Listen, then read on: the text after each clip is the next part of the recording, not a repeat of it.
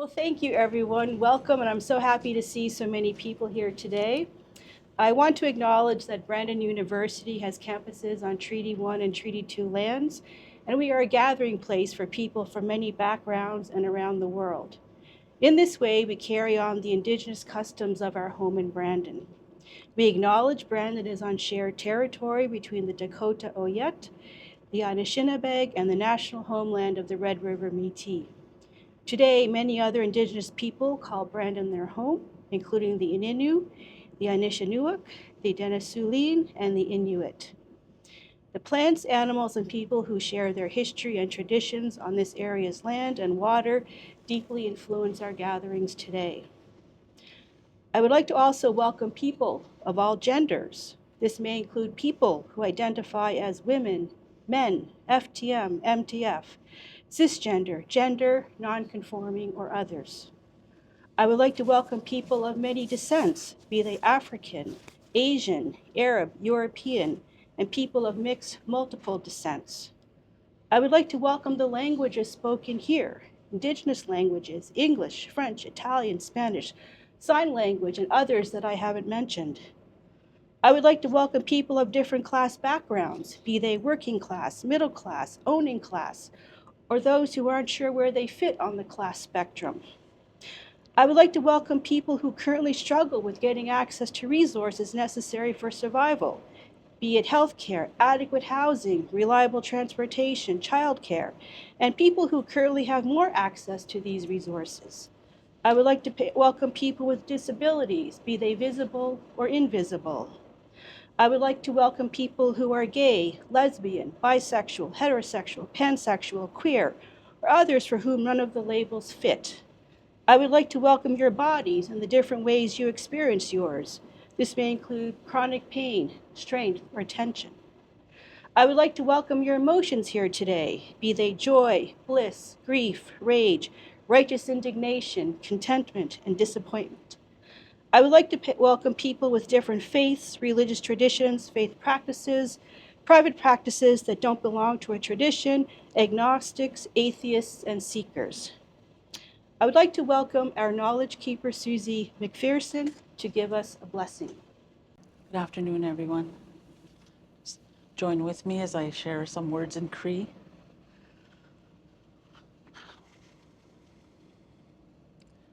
Gisemandu, ginanaskamatananos kagisagach. Sawenamanan gaminupimatsiach. Wichihinan ganawenamanan. Anos wabaheg madatugisagaw. Wichihinan ganawenamanan.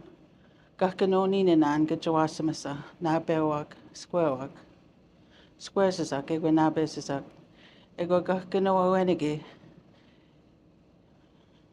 Eyapechekuta anos. Minanan ninonosoen ego minomachi hoen. I just want to acknowledge the ancestral territory of the Indigenous nations who were and are here on these lands. The 600 plus Indigenous nations that were here across Canada prior to European contact. Unique and distinct societies with their own languages and systems of governance. Living, surviving, and thriving peoples who knew the land, the waters, the skies, the patterns of weather and animals, who looked after themselves, each other, their communities, and their nations, and who saw themselves as a part of creation and lived as such, always mindful of the generations to come. So this afternoon, we look to the east, the south, the west, and the north. We acknowledge the Indigenous nations across the land and their ancestral story, truth, and wisdom that has carried them over time to this day.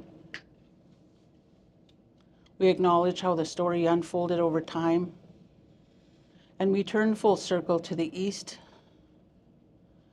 and we acknowledge all the nations who now call this land home, those who came as guests, visitors, settlers, newcomers, immigrants, refugees, and we acknowledge their story too and all that they brought here.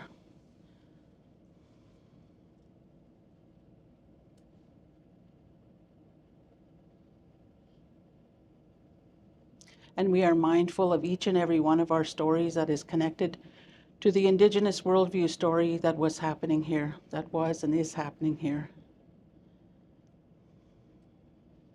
We are mindful of all that has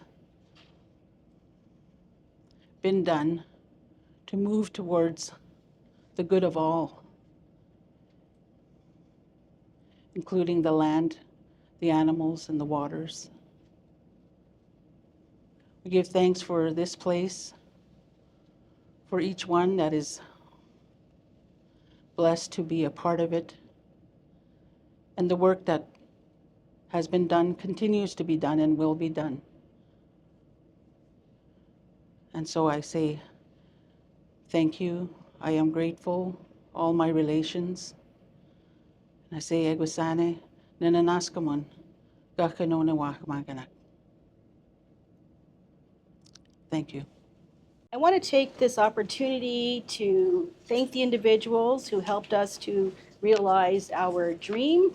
And our process started in December of 2023 when we were planning our move. We had people coming from many different locations across campus. And so I'd like to thank Oksana and her team for helping us to get organized and making it a really efficient and relatively painless process. The pain was because of all the crap that I had collected over the years that I had to deal with.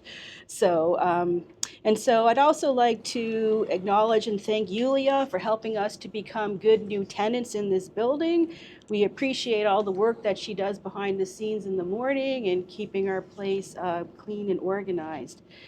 You will see in a few minutes the physical transformation of our space, and this couldn't have occurred without the help of the carpenters, painters, plumbers, and electricians.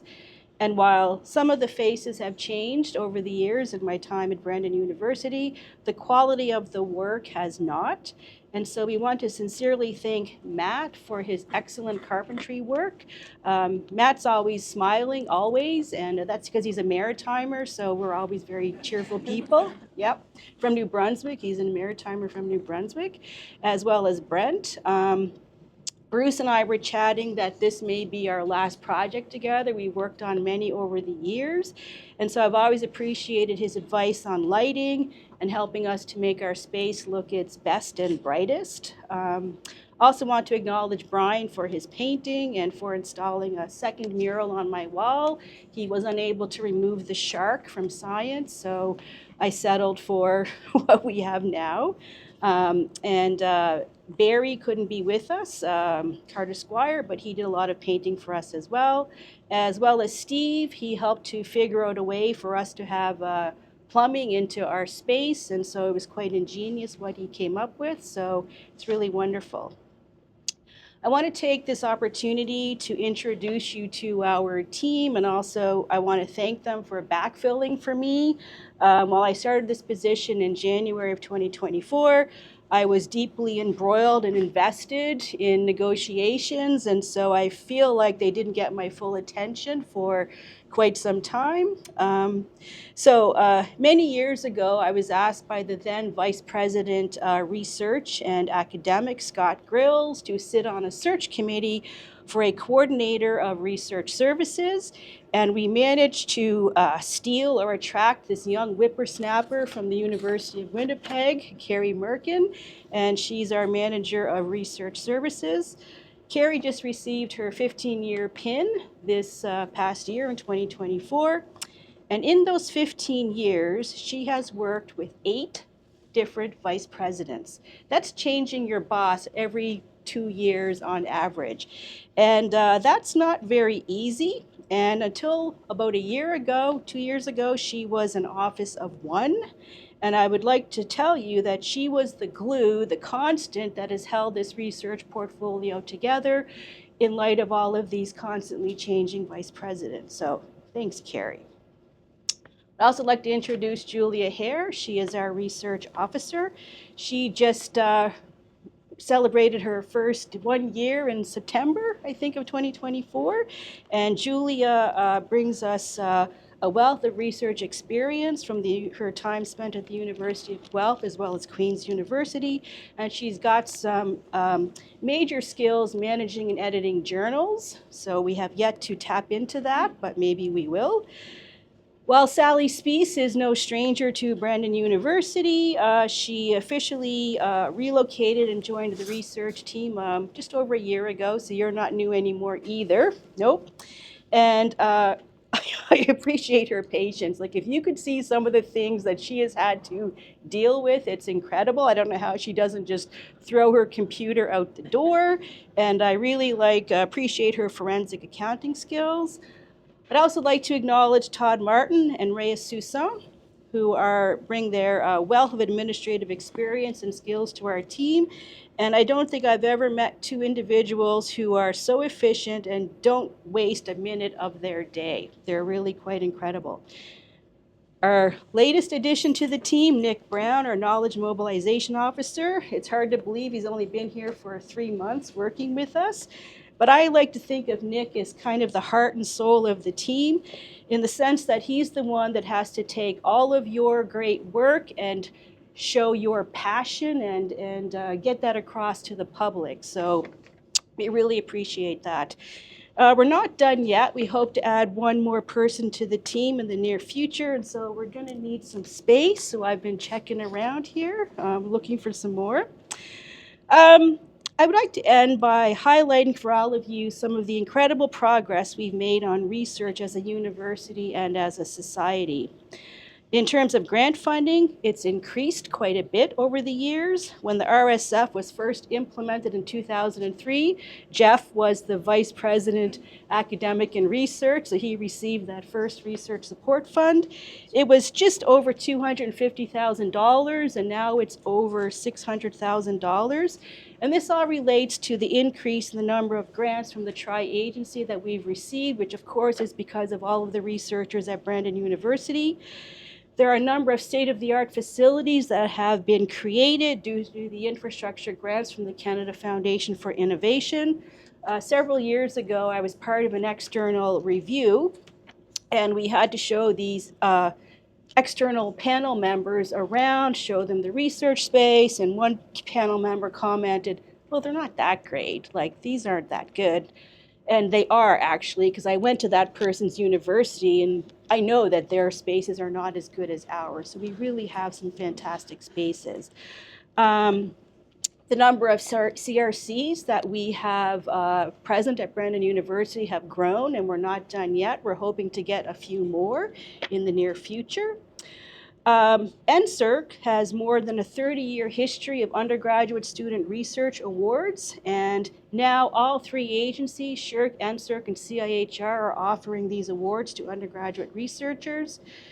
When I arrived, there were 2 graduate programs. We now have every faculty and school has a graduate program, and our students compete for Canada Graduate Scholarships. So initially, they were only available from SSHRC, but now we have it from all 3 agencies, SSHRC, NSERC, and CIHR. For me, the area where I noticed the greatest change is with respect to equity, diversity, and inclusion. And as someone who identifies as a female and considers herself an intersectional feminist, the Faculty of Science and Science as a Discipline didn't exactly roll out the red carpet for me when I arrived.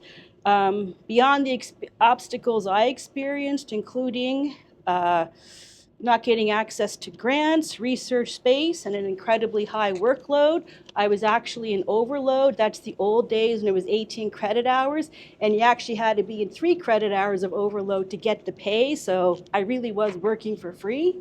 I also saw the same experiences in other equity-deserving individuals. To compound the problem, these discriminatory practices were reflected at the national level. As an example, there was a time when a birth or a parental leave was not considered an acceptable delay in research, so you couldn't justify the delay because of that. I saw too many women with an infant in one arm and using their other arm trying to get their research done. For some, the equity tax was too high and we lost them to other universities, or we lost them from research altogether. But now, 18 years later, we have knowledge keepers who are helping us. We have collective agreements, policies and procedures, an EDI strategic plan and action plan that are helping to address these inequities. But now, after all the work, all of the fighting, now when we are reaching that critical point at Brandon University, EDI is once again under attack on a global level. For those that don't believe in EDI, I would like to point out why it is so important. We are facing a large number of wicked problems, now perhaps more than any other time in history. We're still trying to pull ourselves out of the impact of a global pandemic while grappling with climate change, poverty, food insecurity, just to name a few. These problems are too vast, too complicated to be solved by one person. We need to work with people with different backgrounds, different mindsets, different priorities, because if we don't have a diversity of thought, lived experiences, and people, we will never have an impact on these wicked problems.